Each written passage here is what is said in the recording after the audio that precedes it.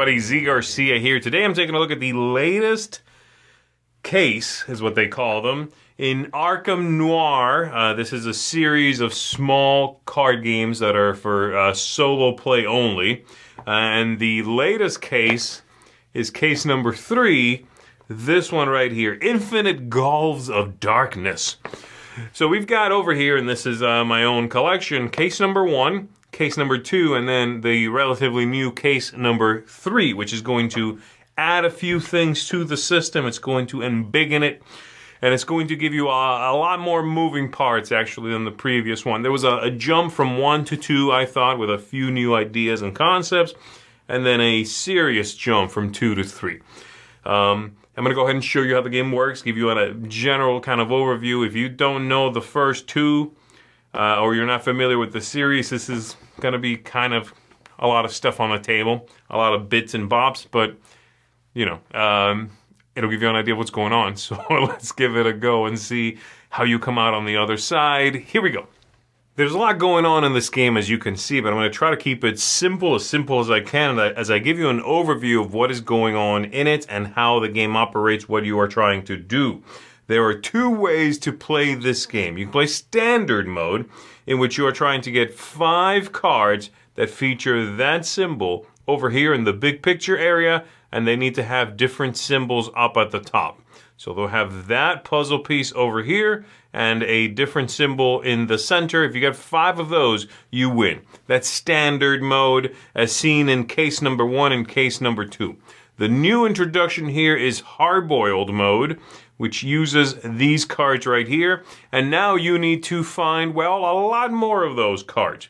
You are going to go through these, finding the necessary puzzle piece card. They have a letter, so you need B in there. And once you have B, then this is over. You can read a little flavor text. And then for the next one, you'll need A and I over here. You'll need some more there, some more there. You get the last one, you win. Again, this is very, very, very challenging. So once that's all done, we've set up everything on the outskirts here. You're supposed to only pick one of these 2 cards to go into your briefcase. I'm going to put the Necronomicon there. And you've got a professional contact who's going to help you a little bit. There are 2 open cases, as it says right there. And what we're trying to do is add cards to these cases, eventually close the case, and have some of those puzzle cards move over here. And this case will be closed and will go away. We'll open up new cases as the game goes on. To finalize our setup, I'm going to draw 3 cards into my hand, and we are good to go. There are a lot of player aids in this game. You've got a turn summary card. You've got optional card effects in this brown, mandatory card effects in this black, new icons for the case cards, and then new icons for these menace cards that are going to make their way into the game and, you know, basically have global rules be in effect, all right? So I'm going to move all of this down here. We're going to just worry about this one. So a turn summary goes like this. The first thing you do is the action phase, where you take the first lead card here and you do one of 5 things with it, and that's listed here as well. So the options are, you can take the card, put it in your hand. You have a hand size limit of 3. If you ever go above it, you need to discard. You can play the card to one of the open cases. You must have a symbol match between what's on this side and what's on this side. So, for instance, I could play this here because that symbol matches there, and I could play it here because that symbol matches there. And then the other 3 options are all discarding this card and doing something. You can discard this one and play one from your hand. You can discard it and close a case that's ready to be closed, or you can just discard it and pass. All right.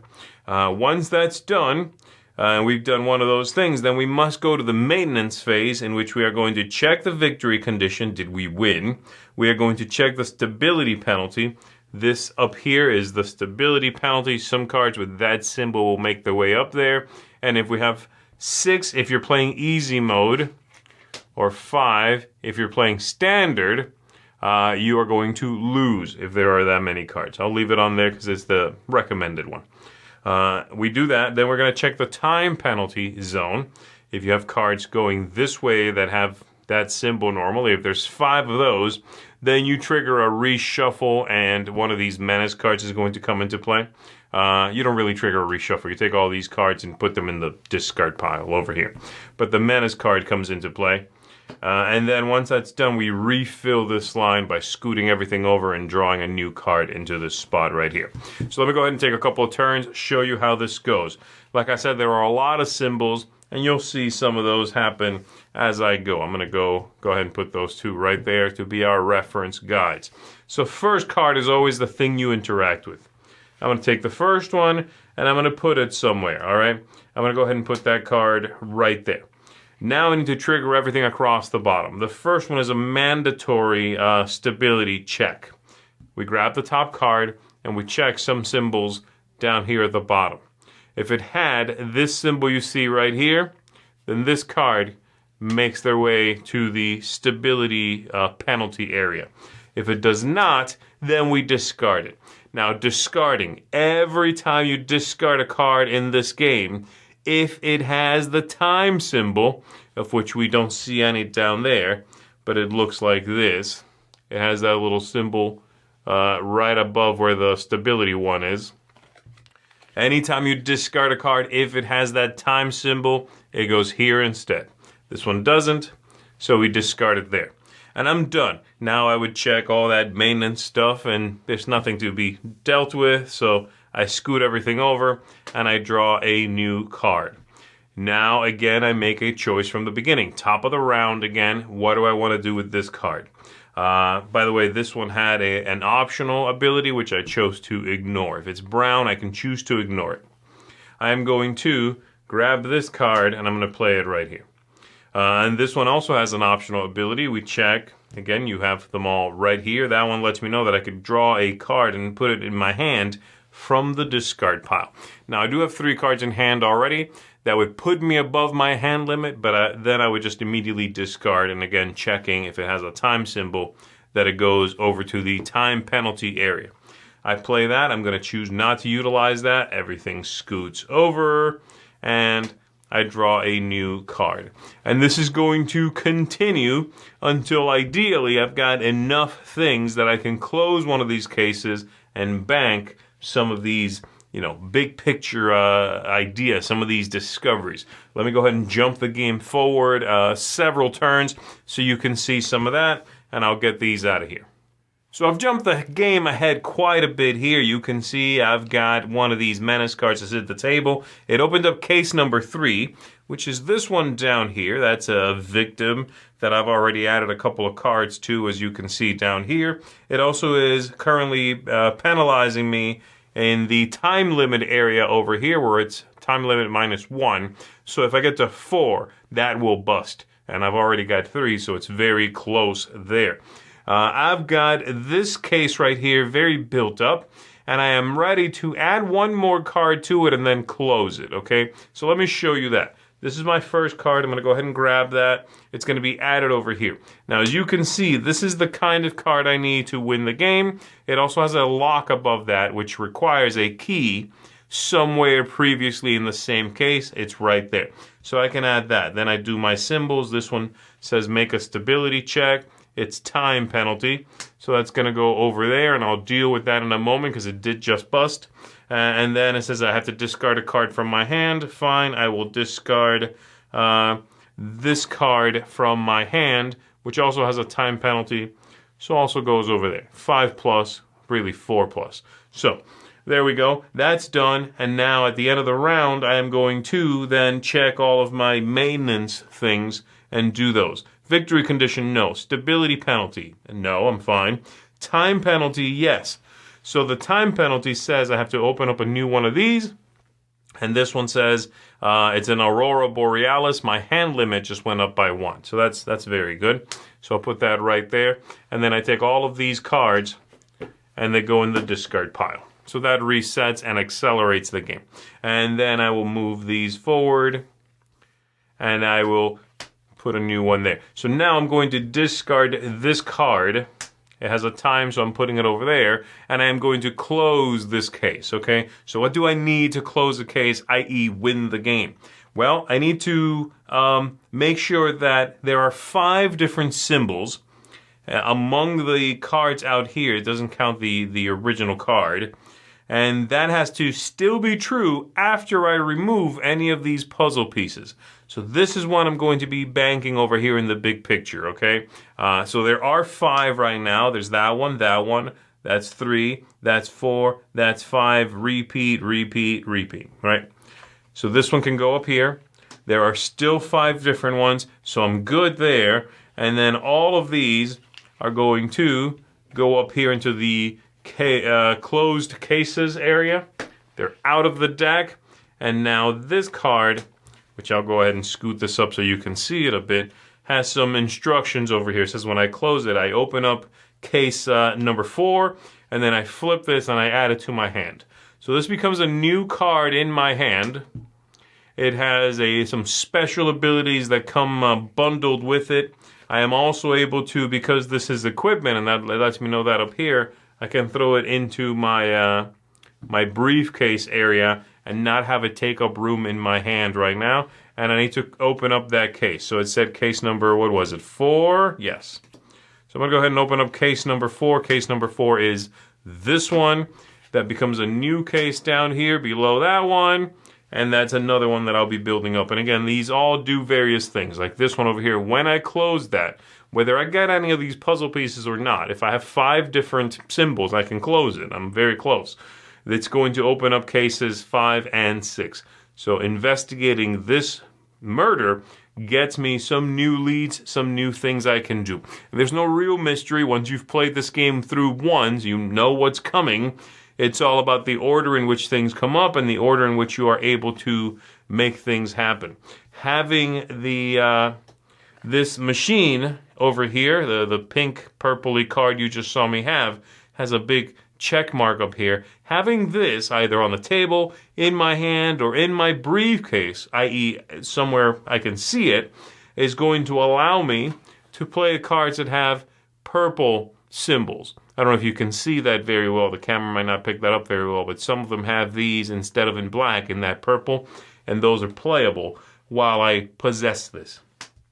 So there you go. That is what's going on. Eventually I'll get B in here and this will be done, and then I go on to the next one. But if you don't want to deal with that, you cannot play with that mode and just go for 5 of these cards that have a different symbol there. So another card identical to this that has that skull symbol doesn't count towards those 5.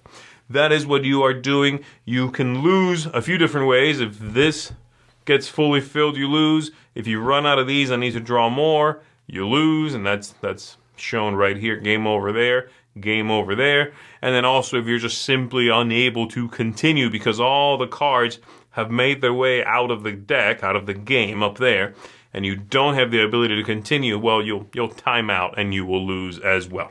So there you go. That is what's going on. That is what you are trying to manipulate, line up, get the different symbols, close that case, bank these things over here, and try not to get these get too out of control. All right, so that is case number 3, Arkham Noir. So what do I think of it? Well, I like this series. I don't love this series. I should say that up front. I think it's a very quirky line of games. They're weird games. They're a little esoteric. They're hard to sort of get into and just kind of do well and understand what cadence the game is expecting of me, how to do things well. I thought the first one is by far, again, the simplest one by now. It's a good game, it's fun, but it is quirky. Then the second one added a couple of wrinkles on top of that, and I thought it was generally an improvement on the first. The new one here, I like as well, but I do not consider it out and out an improvement upon the second. So I don't think these have simply escalated up. I think I still like the second one better than this, and the simple reason for that is that this is adding a lot of wrinkles. I am, for example, not a fan of Hardboiled Mode, in which you have to go through all of these, cards that can complete things in a specific order. The game is much more punishing, and it seems to be driven from a need for the game to be a more story-driven game. But these games, I thought, were always more inspired by than really telling a cohesive story. They are set in this world. They sort of bring together a few of H.P. Lovecraft's stories and meld some things and give you a spooky playground in which to solve some puzzles.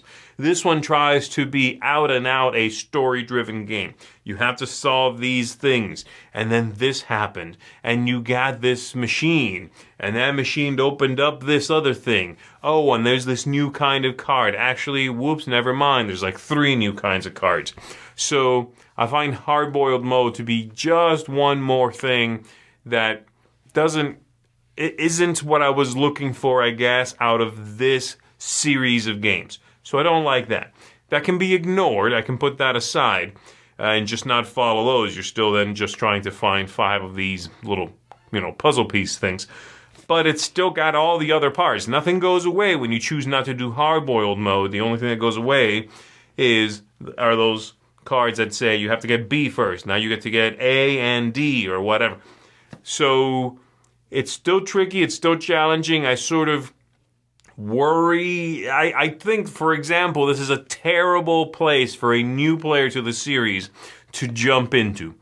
I would not recommend that in any case. I do not think this is a good starting point. You should avoid that. There's too much stuff going on. The game is going to make you feel like you're playing correctly all the time. It's going to be impenetrable to a degree, so I don't think it's a good game for someone who is learning this system. I still say 1 or 2 is much, much more welcoming. That's a weird thing to say because they're kind of weird, but more than this, certainly. So what do I like about it? I think the artwork here is spectacular. I do feel like the artwork has continued to get progressively better throughout these games. Number one, I already had great artwork, and I love the style in these games. The artist and the designer, from what I understand, are the same person, and huge kudos for that. Amazing. I thought the second one did have better artwork than the first, and I think some of the artwork in here is inspired. It is amazing, amazing artwork. Just unbelievable. For that alone, this is something that maybe you want to grab and have in your collection. If you're a huge fan of the Cthulhu mythos, this is going to be maybe something that you treasure, if not because you play it all the time, for the look alone. So I like that. I like some of the ideas in here. I do like the idea of the victim cards, they're not all technically victims in this one, but in the original games, once you completed one, they went away, and that's all it did. Now, they trigger things when you close the case, like open up 2 new cases, or give you a piece of equipment, and I like that stuff. I think that's neat. I think it does make the game a little, I don't know, it has a script now, and you follow that script fairly closely from session to session, so I could see that getting old, but I think it's well done. And then I don't mind those cards that sit along the side and get revealed and sort of change the world state. Have an extra card in your hand. Oh, your time penalty is a little worse. Those are not bad. I thought that was pretty interesting. It does lead, because of all the moving parts and pieces, the symbology, the iconography on the cards is starting to you can hear the bones straining under the system, I think. There's a lot of symbols now. They're finding new places to put symbols. Pretty soon, you're gonna have to peel open a card to see more symbols. There's a lot in there.